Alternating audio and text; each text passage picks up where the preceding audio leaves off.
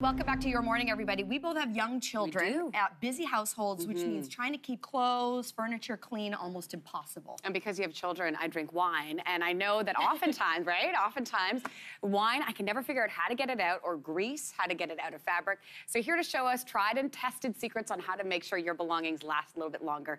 Please help me welcome sewing expert Denise Wild. Welcome to Your Morning. Thank you. Thank you so much for having me. Hey, you've got a great tip off the top. How do you keep your clothes lasting longer? Okay, so this refers to laundering. So in general, you have to keep everything to a minimum when you're looking after your fibers. Cold water, minimal agitation. And then when you're choosing laundry detergent, look for something that's really mild. You just want to protect those fibers and keep them lasting as long as possible.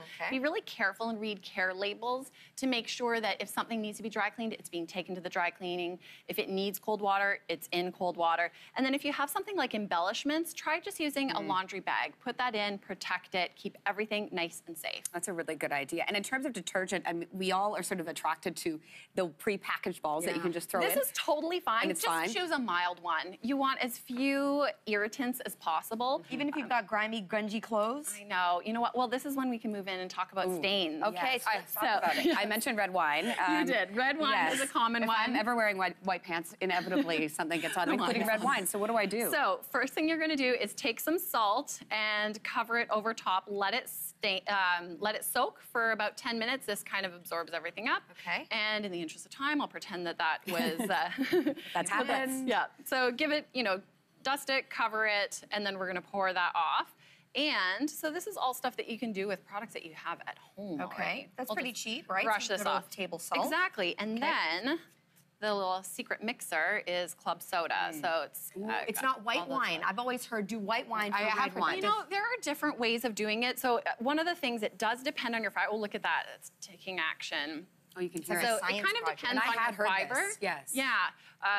Each fabric will act a little bit differently, but we didn't let that soak very much, but still you might be able to see that it's a little bit better. It is a little bit better. And the question really is, though, how long, I mean, how closely after you've spilled something can you do this? Yeah. I mean, what's your leeway? What's your time? You really want to treat something as soon as possible. If you can, take a little sponge, dab it off. If you don't have the time, if you can't take off your garment, or if it's on a couch, just dab, dab, dab.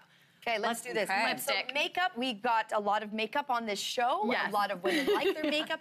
Taking stuff off. Exactly. Oh, yeah. Is Exactly. Lipstick. Yes. How do we get lipstick stains out? Okay, so the first thing you're doing with lipstick is you're going to take some petroleum jelly, take a little layer of it, and then coat it. So this kind of helps to break everything up. Okay. Just going along, petroleum jelly, and then we've got our vinegar. So vinegar.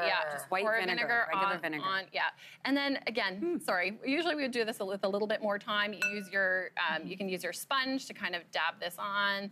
And no rubbing, right? Like the key is always to dab. Always dab, dab, dab, because rubbing actually will push it into the fibers deeper. So you're going to dab this on, let it soak for a little bit, and then wash it in your cold water. Okay, that's good to know. one too. Yeah. Grease is always a big issue when you're in the kitchen. With kids, right. Sprays, yeah, exactly. Everything. What do we do? So you've got baking soda, cover that up with the grease. Again, this absorbs everything.